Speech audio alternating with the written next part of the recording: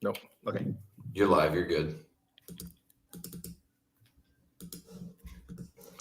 All right. So we are officially live here. So Les, thanks for joining me today.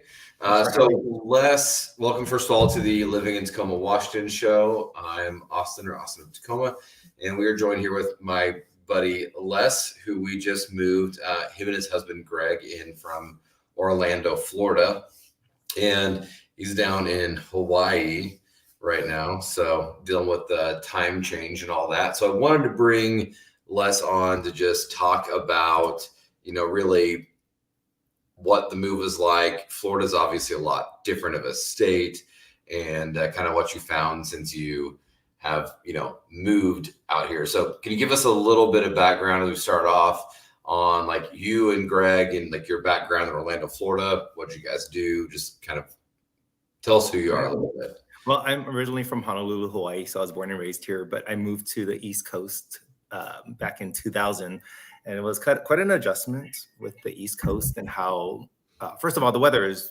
similar to Hawaii, but I just missed the West Coast vibe.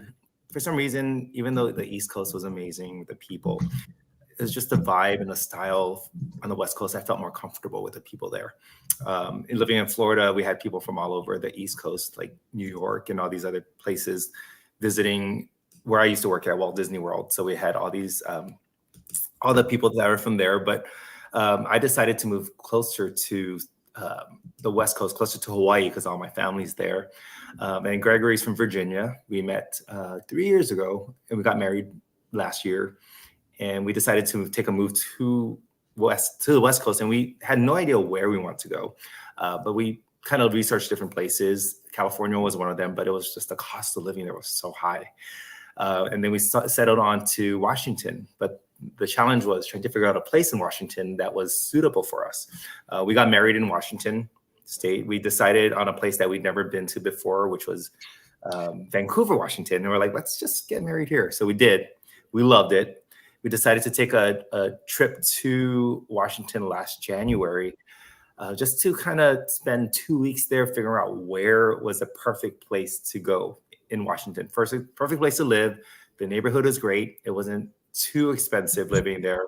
So we wanted a place that had a safe neighborhood, great city life. We have no kids, so school wasn't as important to us. But the weather, we love rain. We love cloudiness. We hated the sun. So Florida wasn't for us. Summers were like 100 degrees, 95 degrees every day. We had a record heat last summer. So every day we would be looking at the weather temperature in Washington. And we looked at that and kind of made us want to move even. It motivated us to even move faster and faster every time we saw the temperatures. But anyway, we looked all over Washington, different places, Bellevue, Bellingham, Seattle. And then we saw, funny enough, we were driving down the freeway on I-5 and we saw a rainbow ending up in Tacoma. And we're like, let's check this place out. Because of that, we just drove in there and we loved the city. Our first taste of Tacoma was the city there with the big hills and like the artsy areas and the antique shops. And we loved that vibe. And so we decided to explore there. We found a place by Proctor University Place. And we decided to travel there every day that we were there. Mind you, we were 2 hours away. We stayed at our friend's house for 2 hours away. But we would make an effort every day to drive there through traffic just to get to Tacoma. And we've been there like 3 times that week. And we just spent the day there. And fast forward about 5-6 months later, we decided to move there. And we found you. We researched on YouTube. YouTube helps a lot because then it brings you there without being there. And believe it or not, when we typed in Tacoma Realtor, you were the first one that popped up. Yeah, I know. I was like, so cool. And we just watched your videos religiously because we're like, let's study you because you get to the point, you get to the bottom line. You speak to how we want to be spoken to in terms of what we want. You get to the bottom line. You don't cut any corners. You just tell us how it is. And so we felt a connection to you. And that's why we contacted you. I said, Greg, let's contact Austin. He sounds like a cool guy. You had that fun vibe about you that you weren't just a realtor. You didn't have a suit and tie, and we wanted that whole relaxed feel. Yeah. Because you had that feel of we wanted to be your friend, and we wanted a friend to speak to us like a friend when you sell a home, because we want you to be honest and real. And that's why I contacted you. And it became a great friendship from then on.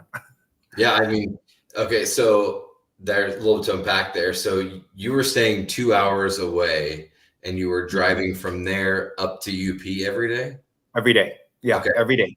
So was this was not on the same trip as the trip to Vancouver, right? Or was this? No, that was a different trip. Okay.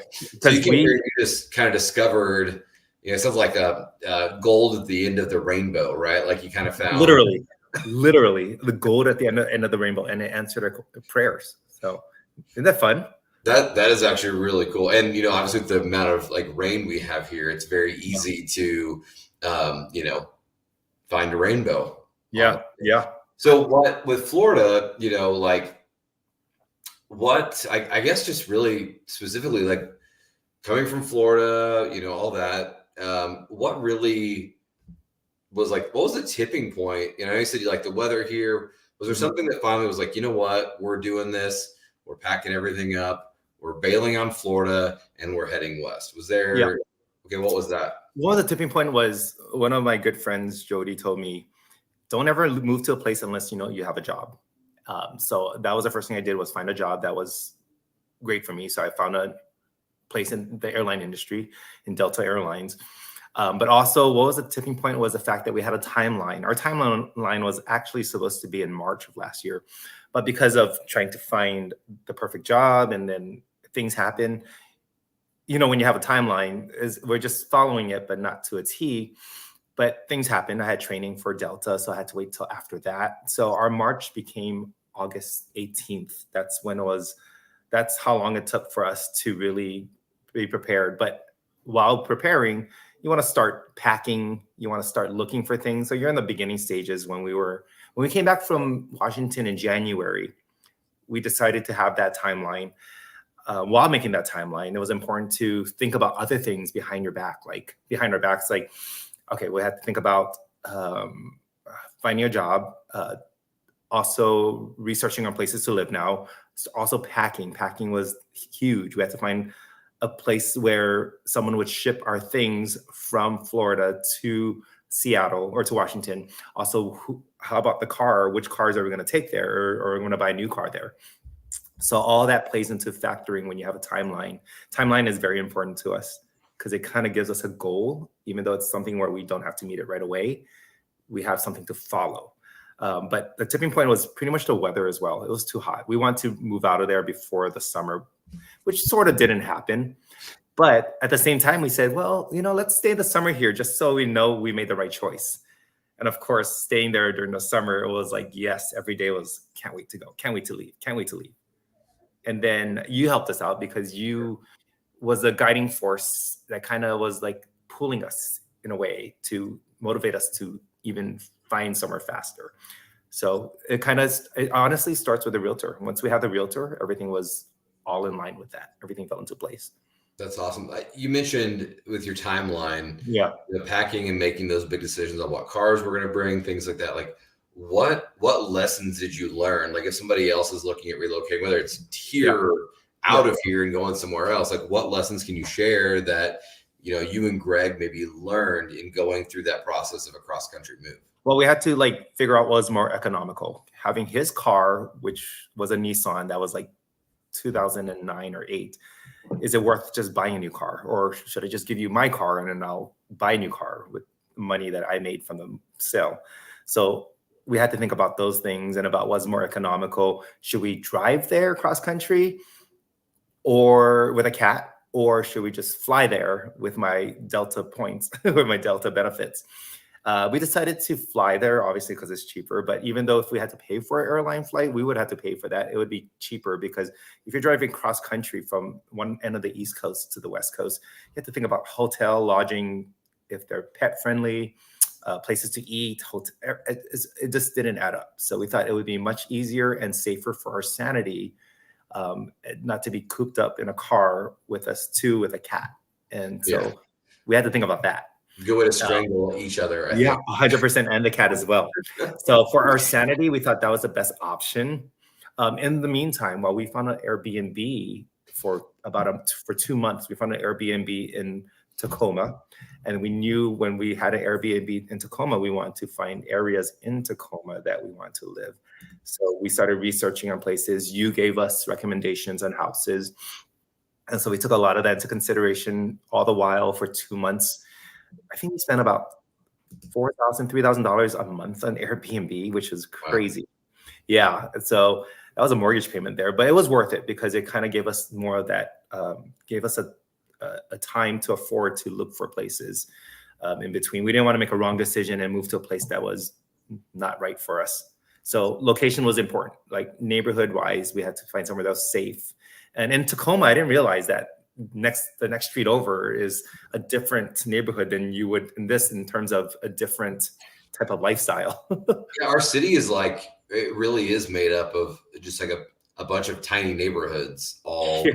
just conjoined. Like it's not one city. Right, right. And, it's so funny because the Airbnb is like literally 5 minutes from where we bought a house, and it was like night and day in terms of the separation. Right. You know, Absolutely. Yeah. It's I've always wondered that you look at the different neighborhoods of Tacoma, like I'm wearing like a North End t-shirt today. But if you look at that, then you look at like, let's say University Place, Fircrest, Hilltop. They're like all their own very unique yeah, little neighborhood makeups. 100%. We felt so safe there. It was like one of the we go to this pet store in the neighborhood, and they say it's like the owner told us it's like a little Mayberry there. It's like a Mayberry, like Leave It to Beaver type place. Ours is like a 1950s type neighborhood, so we love it. That's what we love because we lived in Florida. We have a place called Celebration, Florida, which was like a 1950s themed neighborhood. So we wanted something similar to that. That's cool. Yeah, and the school system here is great in Tacoma. Well, and here's the thing where you guys are at, schools. Now here's something to consider. Like schools might be super important to you guys because you don't have kids. No. But in essence, it kind of is when we look at like resale value of property and things like that and development around the areas. Typically areas that have good schools tend to have less, junky stuff happening around the area. Right. You mentioned looking for a job in the course of the move. Yeah. So you had been at Disney like since Mickey Mouse was drawn, basically. Almost there, 24 years.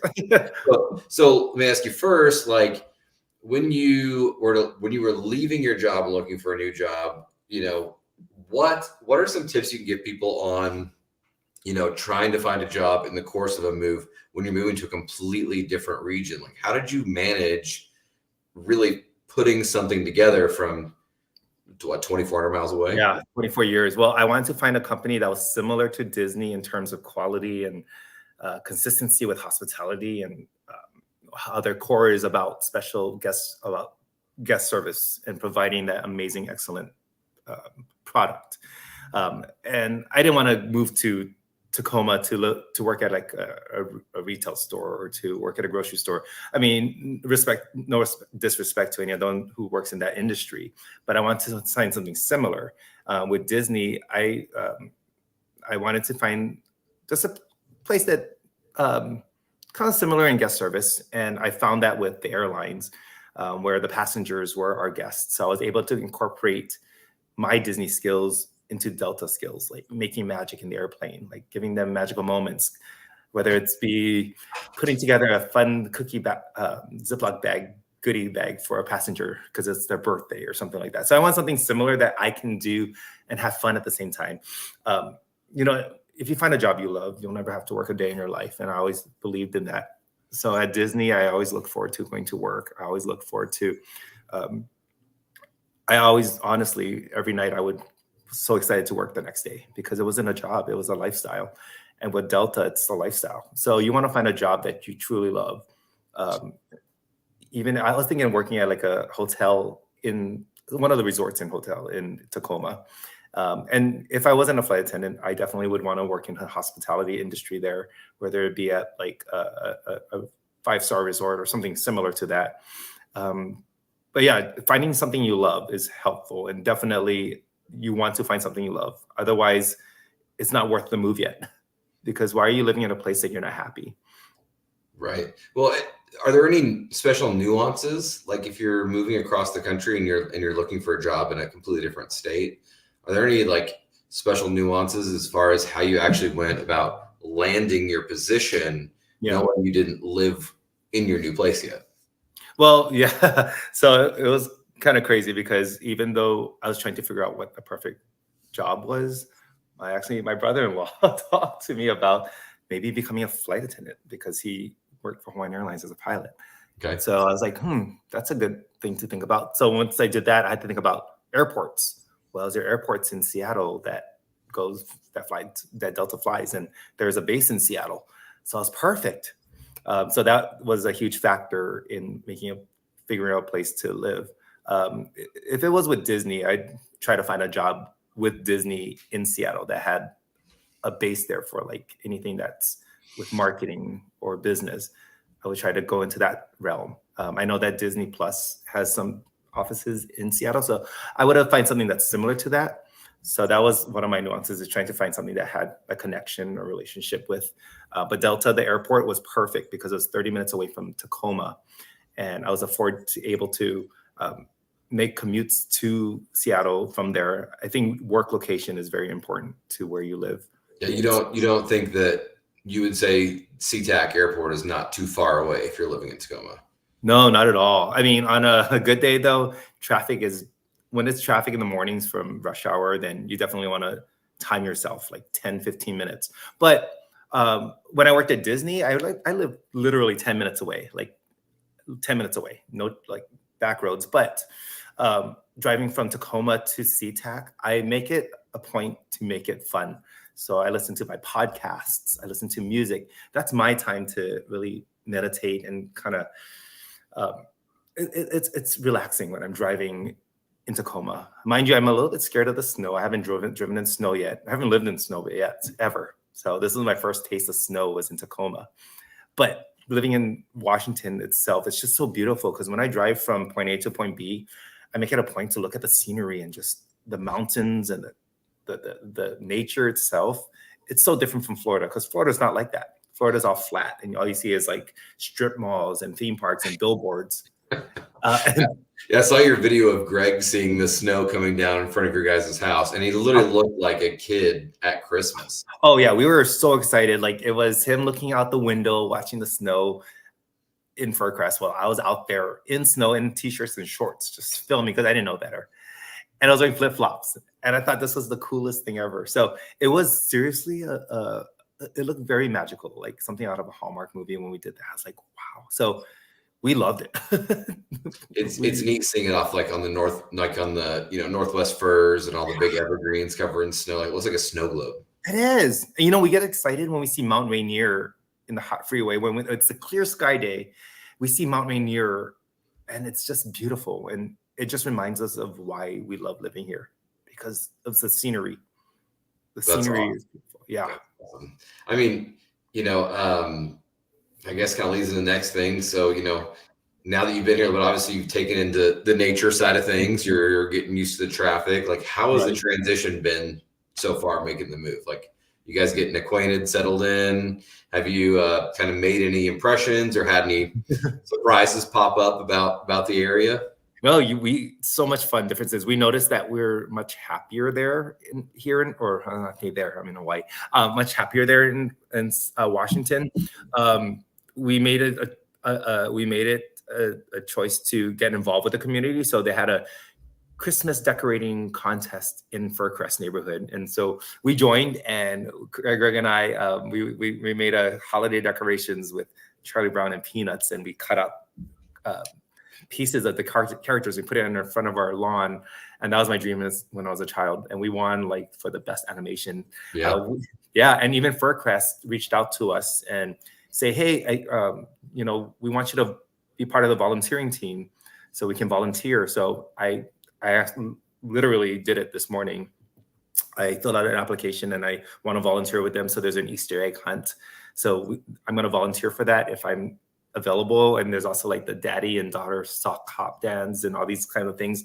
Getting involved in the community is so important because it gives you a chance to meet a lot of the people living in your area.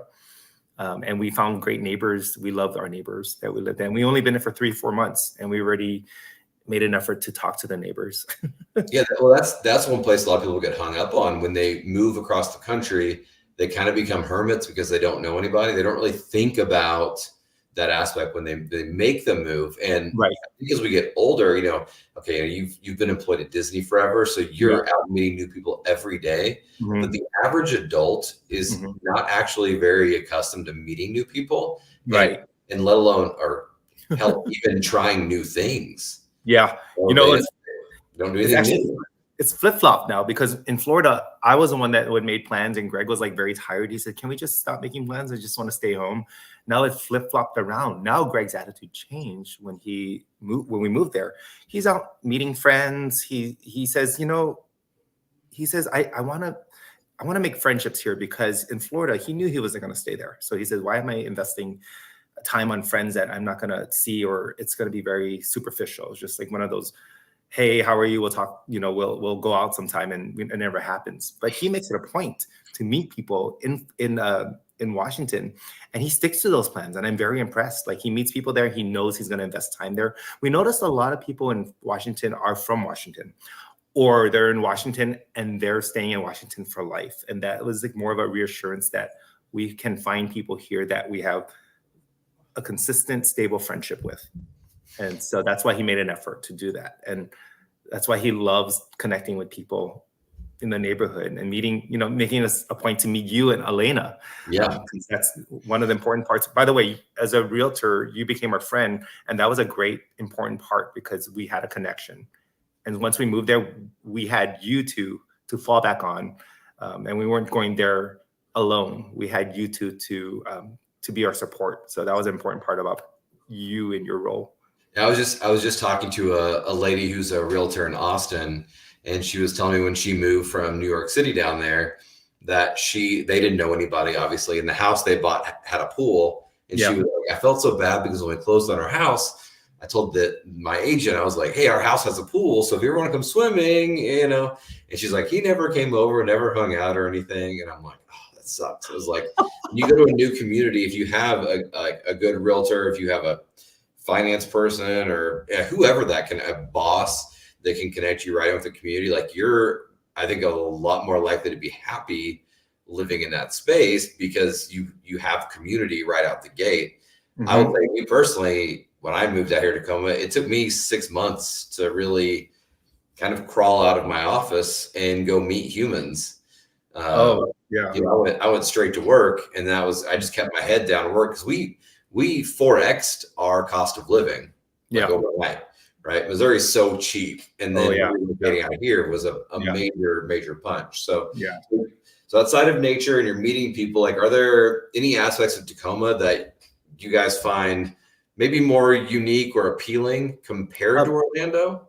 I think the lifestyle of outdoor activities, being able to go outdoors, hiking. We try to be healthy. And mind you, I lost my ability to run every day outdoors.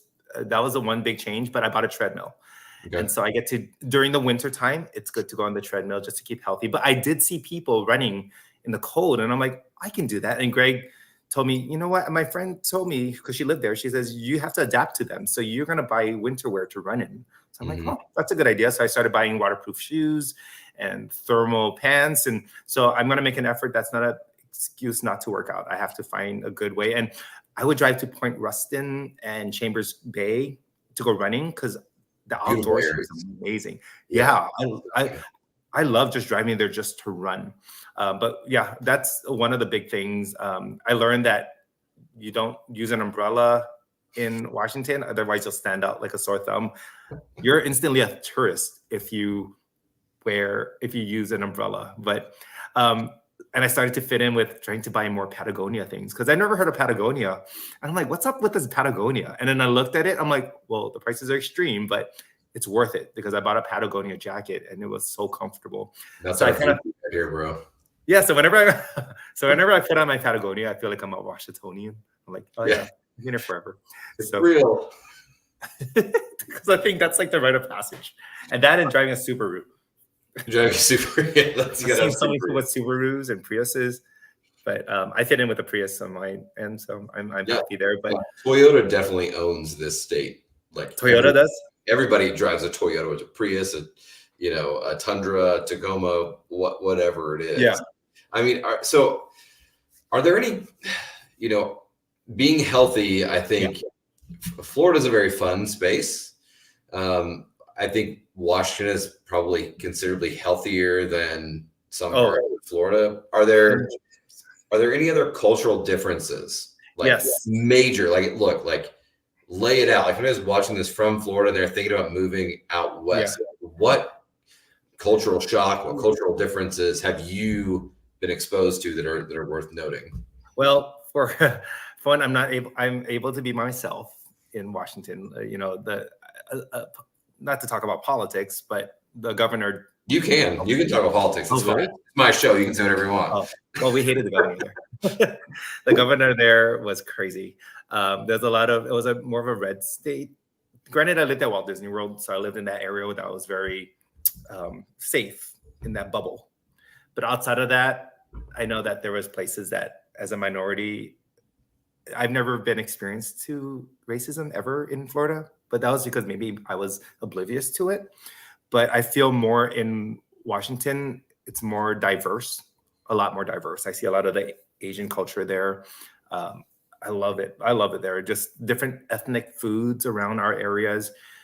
In Florida, it was always like those Chinese buffets or those like very all these chain restaurants like Applebee's and Perkins and all those places. But in Washington, there's like mom and pop restaurants, a lot of hole in the wall places, a lot of cool coffee shops that are unique.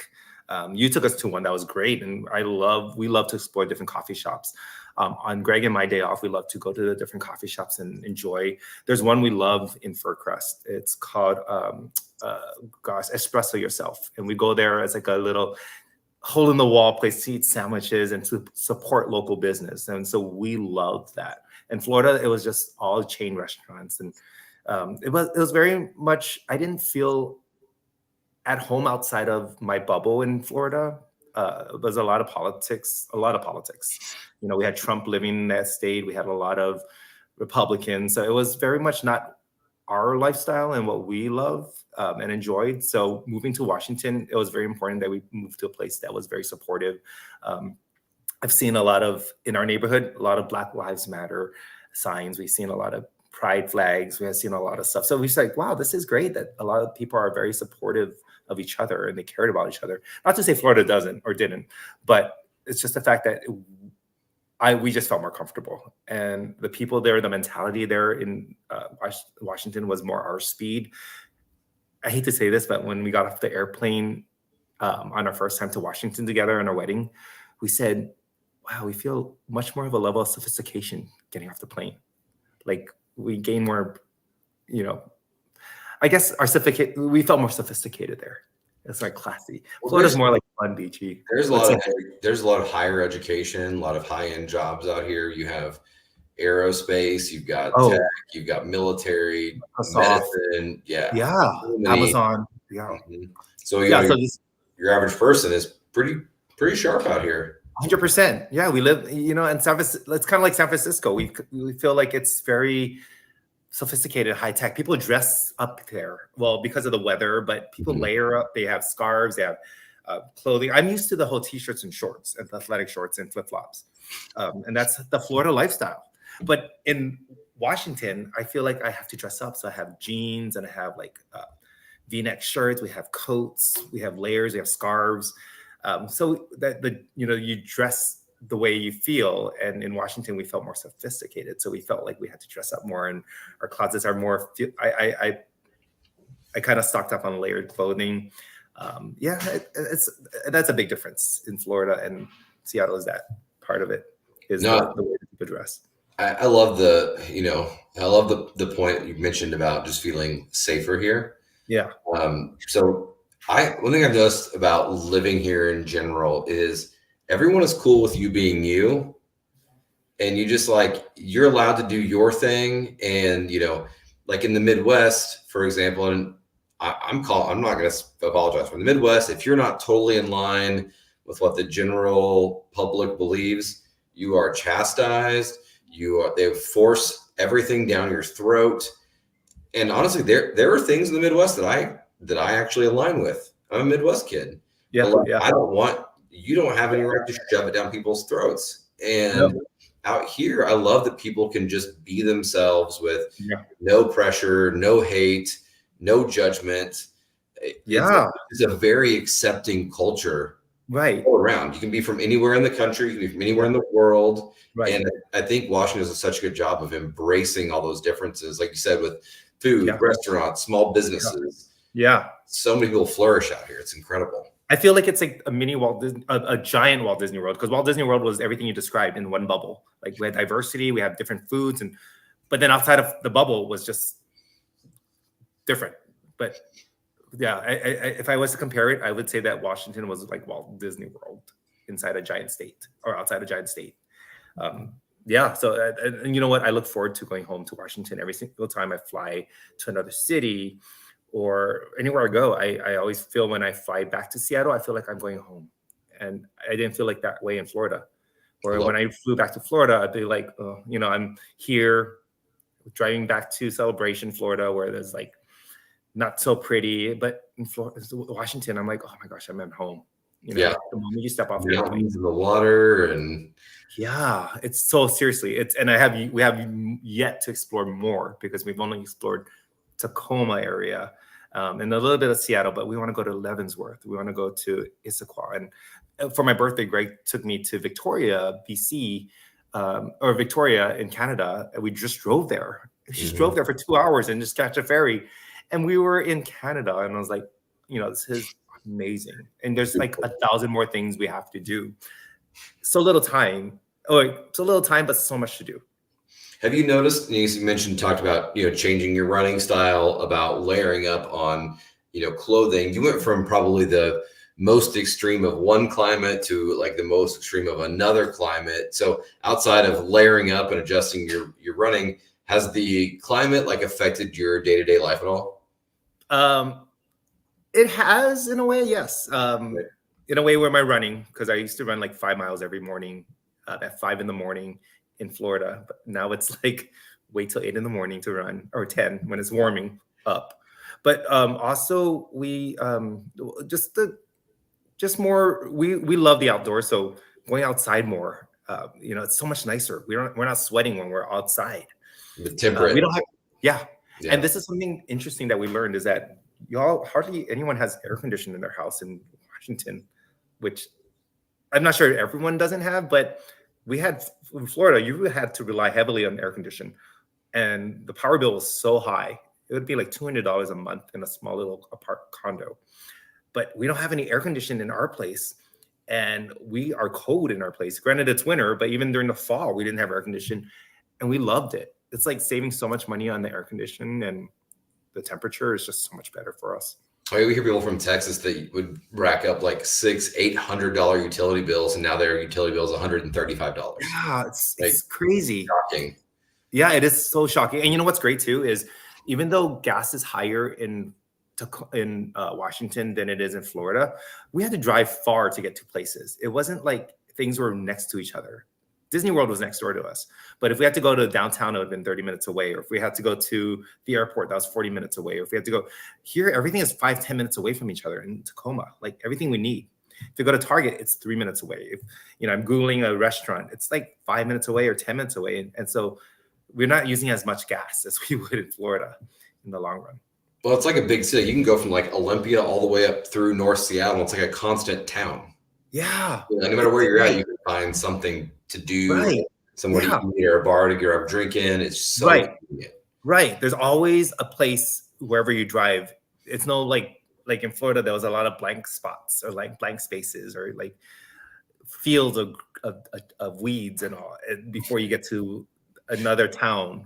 This one, everything is here, and that's amazing. That's why we love living there, because it's every day. It's like it's fun. It's like so much different activities, so much events, so much things like the Washington State Fair, and then we have rock concerts in Seattle, and there's like a comedy show that we're going to go into in the end of February in Tacoma.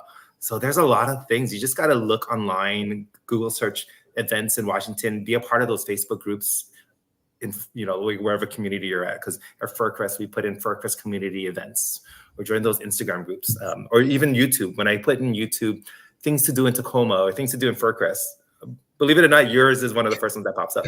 So, so you give us great advice. Well, it's funny because you're right. Like, and there's so many like local advantages. Like, I just bought tickets for a concert today. It's going to be a pretty big show. Yeah. And it's expected to sell out. And the venues here are very local friendly. So I basically put my information in, and I actually got a local only pre-sale. Oh. So everyone who lives in the greater Tacoma, Seattle area, we actually got an opportunity to buy tickets before the general public. Wow. So you had to put in your address, and then it validated it, and then you got an opportunity. So that show could sell out. And obviously music around Seattle. I mean, I think universally we all know that is a big thing. Oh yeah. So I'm curious because I also am like a huge fan of outdoors, a lot of hiking. Yeah. And it's just super pretty. I was curious because Florida, while it's hot, you do have jet skiing, you have swimming. Now Orlando, maybe not so much because you're not on the coast. Right. But are there any outdoor activities that you've been doing that you maybe didn't have access to in Florida? Hiking for one, big hiking. Like there's trails. There's even though hiking was a thing in Florida, it was just flatlands. This is like mountains and hills, and being able to drive to Mount Rainier and go camping there. I love running by the bay. The bay is only like 5 minutes from my house. Point Ruston is like 10 minutes away. So I get to like run by the bay and just look at the scenery while running. In Florida, I was just running by woods. And so it wasn't that much of the scenery, but being able to run in also Chambers Bay, where you can just like look at the scenery while running. It's stunning. It's so beautiful out there. It is. It makes you want to work out more. Yeah. Just being out there. Yeah. And then I haven't played golf since I moved out here, but every time I go to Chambers Bay, I'm like, this is the course that I would start playing golf. Yeah. For. Yes. Like, 100%. Yeah. So pretty. Scenery adds to whatever you're doing, so whatever you do, just Washington is a great place to do whatever it is outdoors wise. And so you had a pretty easy time then, been outdoors. You said you kind of connected with the community of FurCrest. Give me some tips. How, if I'm moving into the area, like how can I get plugged in with the local community? As someone that just moved here, like how did you figure that out? Just joining those Facebook groups, those websites, introducing yourself to the neighbors. I made it a point when we moved there that week that if I see someone coming out of the house, I would go up to them and talk to them and introduce myself.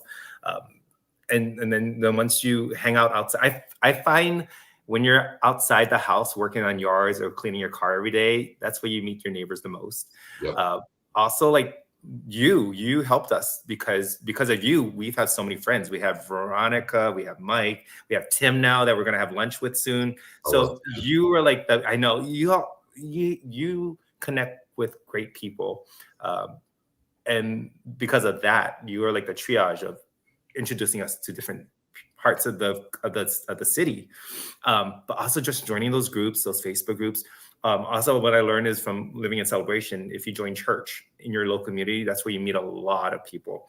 I met a lot of great friends from church. Just getting involved with that.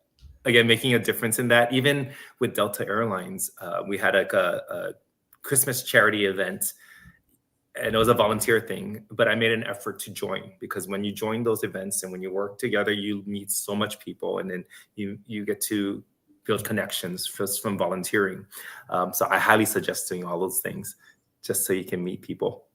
That's awesome. Yeah, I agree with you. I think obviously being out in the neighborhood, one of the big ways that we made connections was I play football with my kid every Sunday.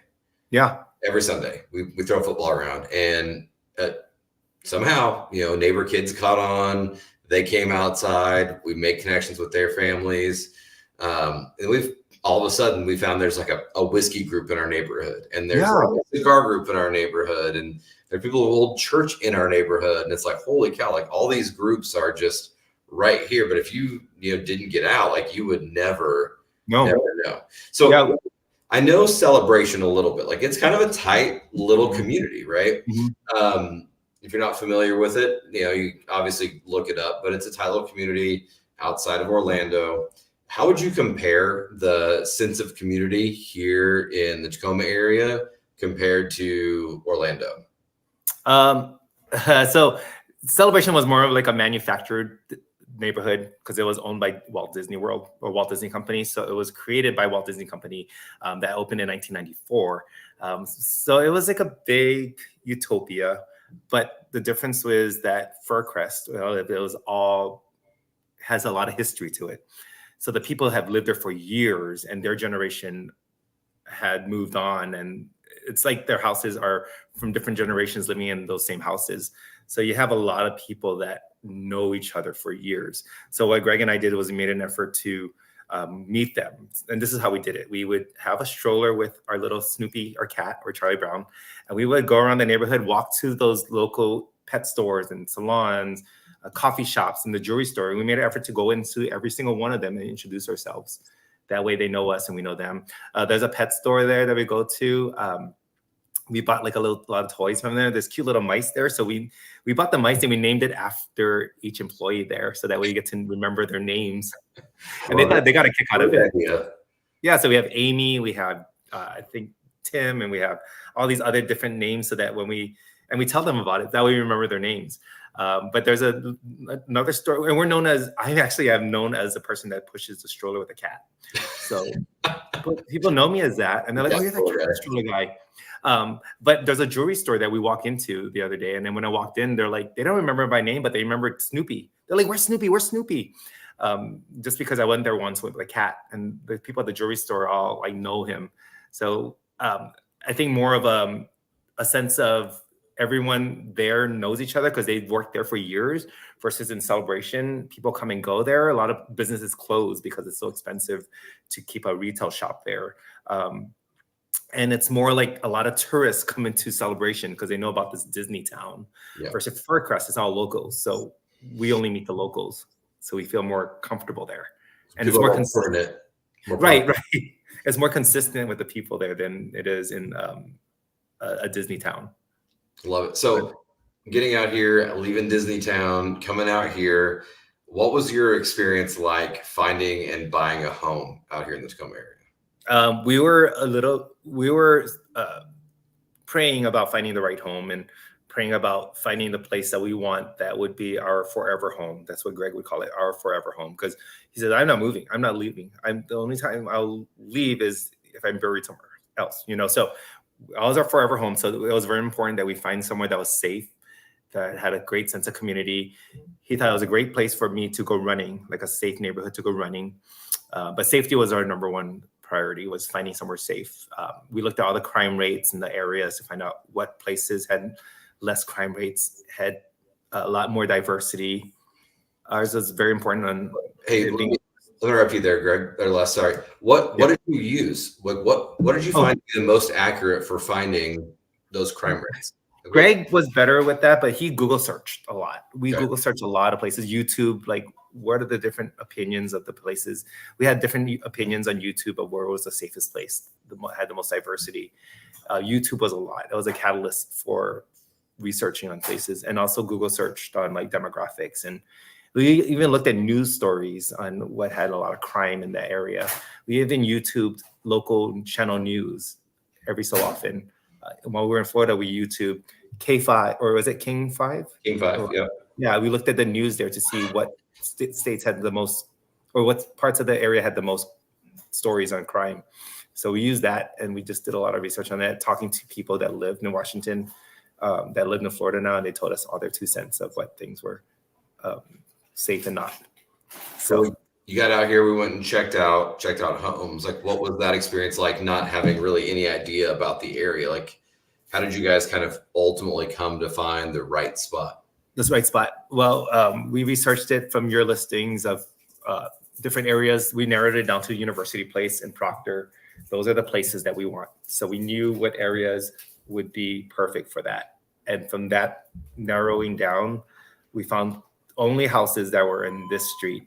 The higher the number, the safer it was. that's pretty much what it was boiled down to, right? The higher Yeah. the number, the safer it was. So, so from that, we were like, oh, okay, well, and we looked at all these places, and Greg gave me a list of where to drive. So I drove to different places, and Chris showed us around. Chris was instrumental in helping us find the place as well as you are. And then when I drove to our current house in Fircrest, I just felt a sense of safety. As soon as I parked my car and I got out of the car, I'm like, wow, I saw these tall trees. It was quiet, neighborhood was quiet. We didn't want any busy areas around. Even though we were by the 19th Street, which was busy, miraculously it was very quiet in our street. So that was great. Just finding the neighborhoods, finding the areas. And then it's great. What Greg and I would think would be like, when you know, you know. So when we got out of the car, I knew. And I said, Greg, we have to put an offer in this house. And you helped us in putting an offer, and the stars aligned. And yeah, seriously, it was amazing. So do you feel like Greg accomplished his task of finding the forever home? Yeah, we did. Yeah. Okay. Right. So in 5 years, when you're ready to move, I'm going to pull this video back up and I'm going to send it to you. Oh no, knock on wood. I mean, even though there's minor issues with our house, like pipes and stuff, those it comes with buying an older home. But very mid-century modern. It's beautiful. Yeah, thank you. Yeah, that's our vibe. Yeah, and then you're talking about not only the tall trees in your neighborhood, but the big trees in your neighborhood. Like, yeah, they're like monstrous. Is that not normal to regular neighborhoods in? I mean, it's more common out here, obviously, but some of those trees are tucked in by some of these houses. I'm just like, man, they've had to build that house around that tree, basically. Massive, right? It was huge. I know. I noticed that too. I was like, whoa. So that's why I feel like Fircrest was perfect for us. What's it? Oh, so were there any challenges or surprises during the real estate process during your move? Because you were so far out, right? Like, we're plugging away here, but now reflecting back, right? Were there any surprises that popped up? Any particular challenges that you remember that would be valuable to anybody like considering doing the same thing? As far as finding like the rights, like the place that we live now, as far as any challenges, I think more along the lines of just like throughout the process, like you found the house, you're packing your stuff, you're trying to coordinate the move, juggling your inspections, all that kind of stuff. Was there anything that popped up during that whole period of time that could, help somebody, or that stuck out to you? Not, looking back at it, we were living in the Airbnb. I don't know if Greg did it on purpose, but he picked a place that was not ideal for us. Okay. Because it made us appreciate where we live more now. Yeah. So being able to, also we want to visit Washington on our journey to find a place during the most challenging month, I think, or the weather-wise. So we picked January because we want to see how living conditions were during that time in the winter. So that was important. And also living in a place or moving to a place in that neighborhood where we can feel like, how do we feel living in a place where it's a little run down, but still doable?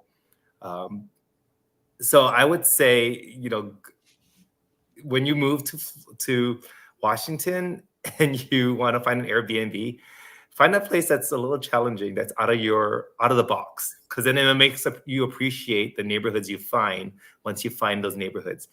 Because every time we drive by our neighborhood now that we used to live in the Airbnb, we're like, oh, thank goodness, so it makes us think bigger, better.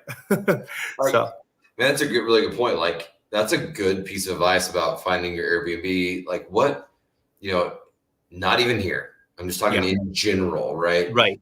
Someone looking at maybe making a long distance move like yours, what advice would you give them if you had a couple points to give them about Airbnb? Well, no, not Airbnb, just moving long distance. Oh, moving long distance in general, yeah. Do your research. Do visits. Do at least 1 or 2 visits. Like, fly there for a week or two. Stay at an Airbnb or even at a hotel, but just rent a car and just explore. Once we found a place, because we went through so many different places in Washington.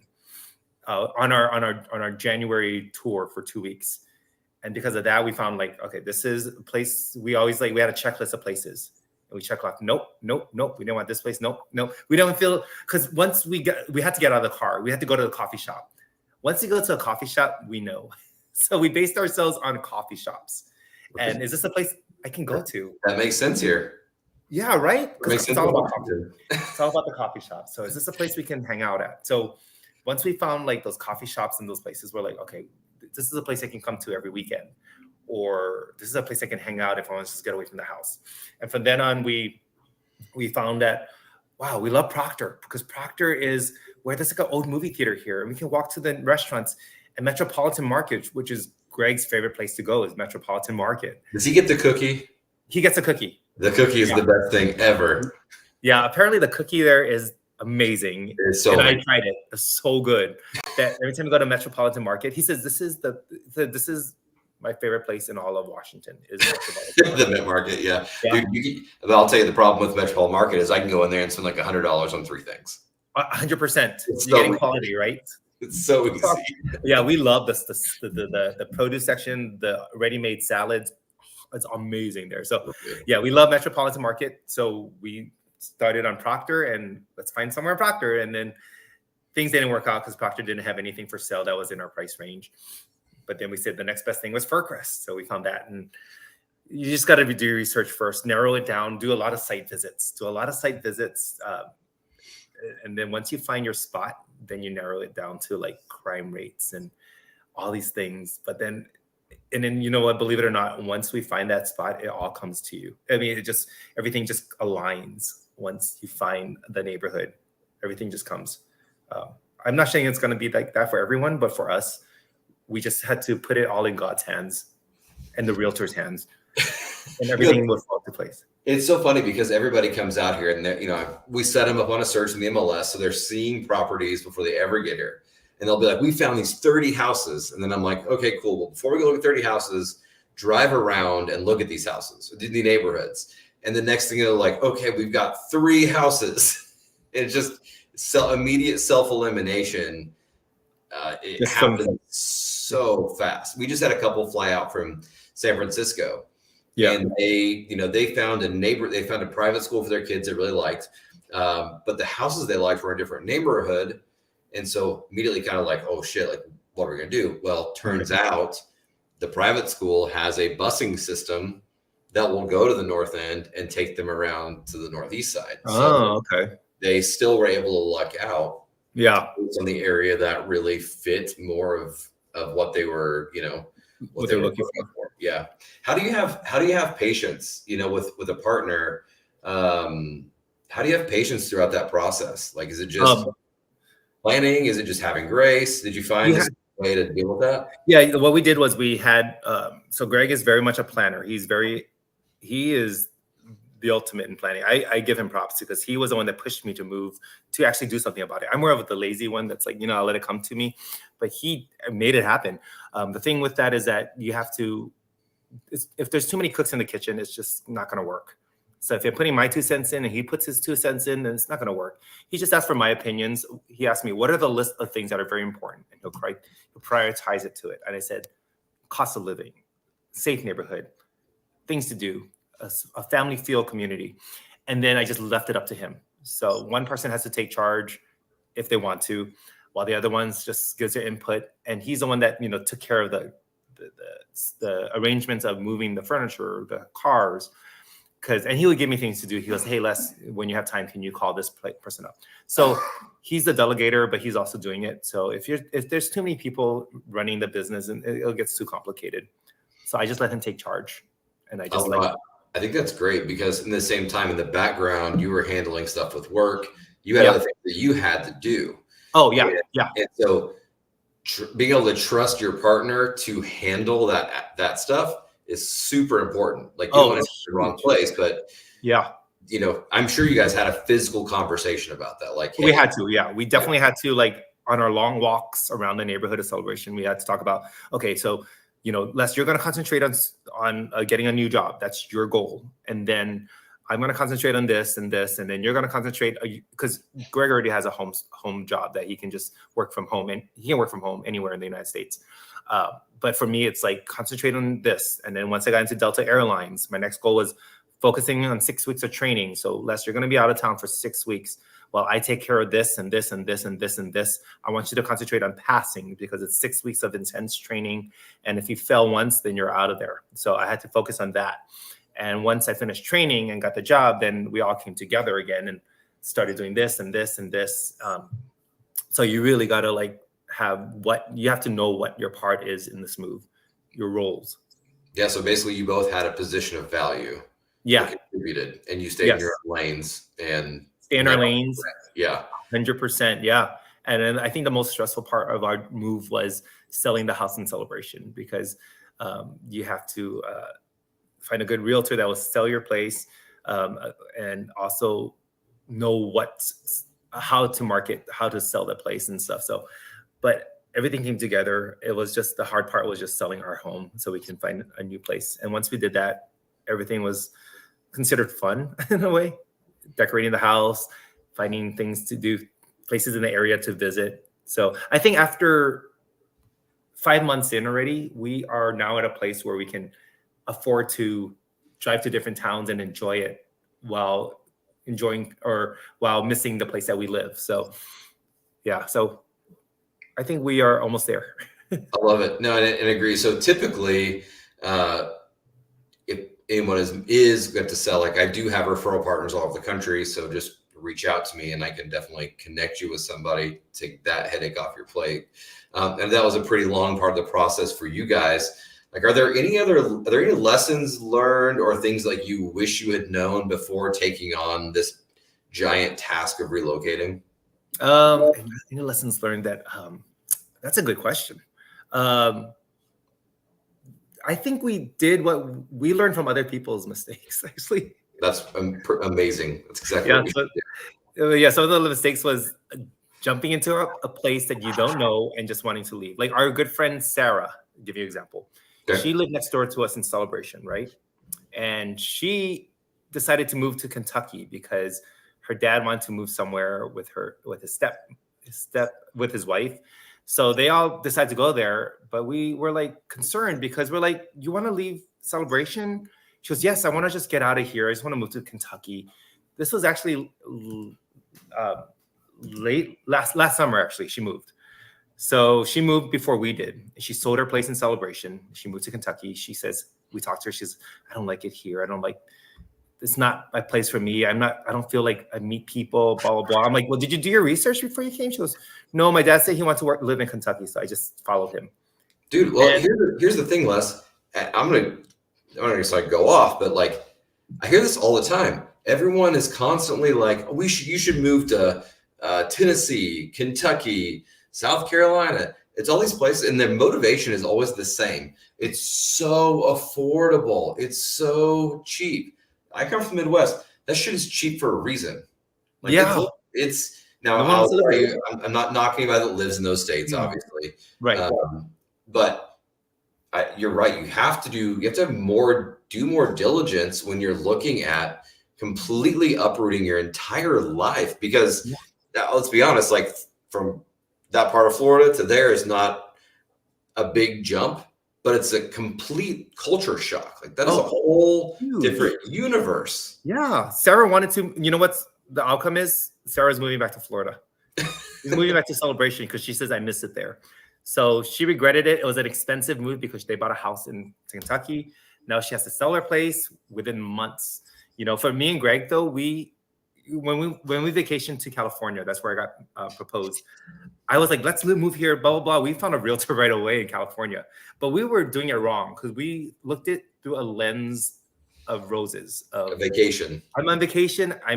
Can't wait to live here. I love it here. There's Hollywood and movie stars, and there's so many things to do. But then I'm like, well, it's different if we live there because then expensive, crime rates, all that stuff. So you can't look at it through the lens of vacation.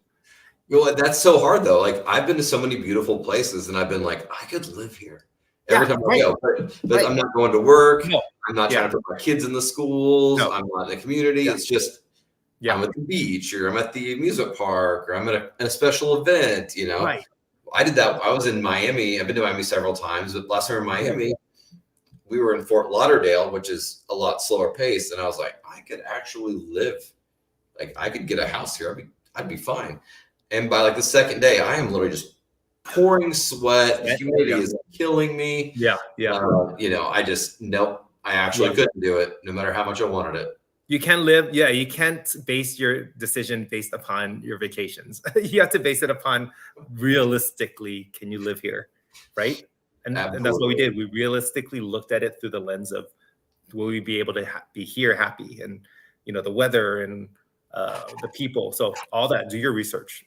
Don't make it a sudden change like our friend Sarah did. She did it spontaneously.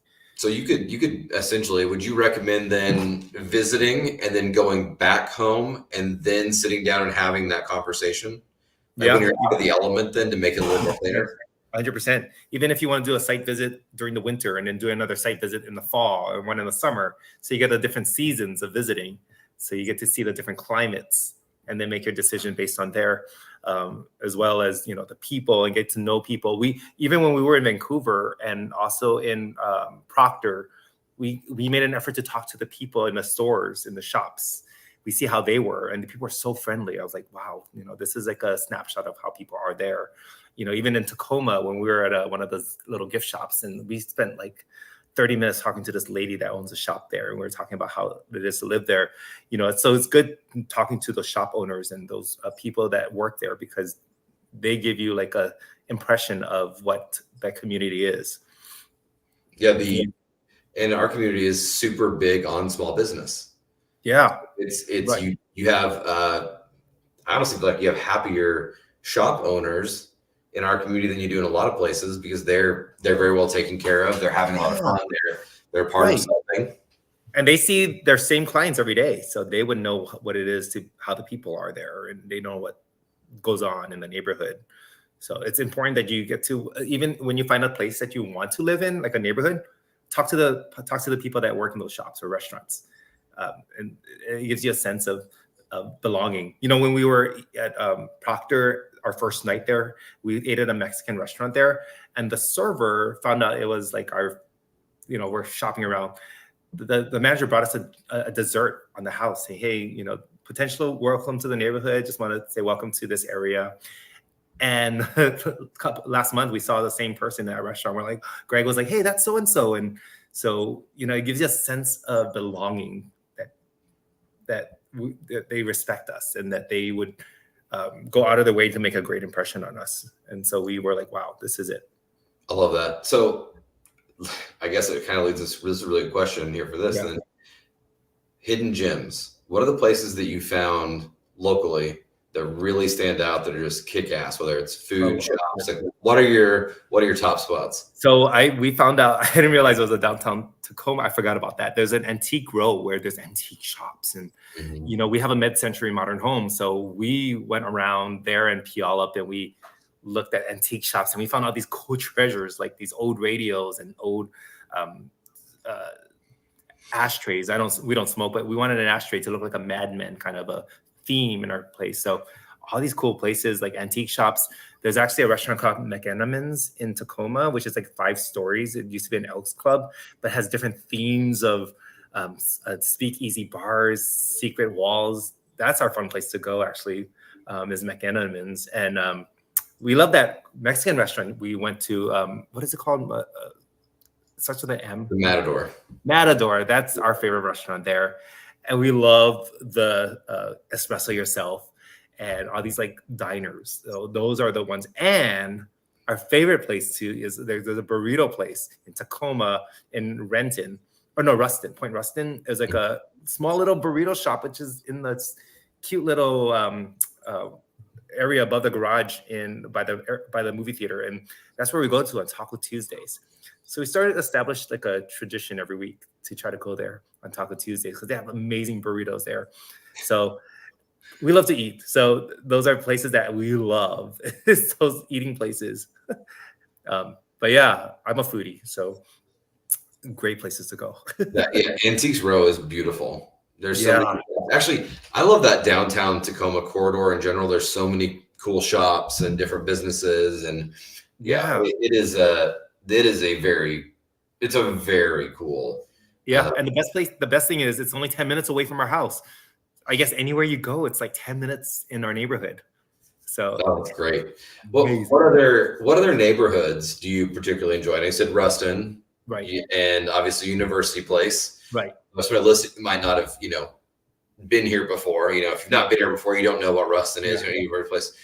So Fir Crest, where you guys live, are there any other spots that in Proctor? Are there spots that really jumped out to you guys that you've enjoyed traveling, visiting to?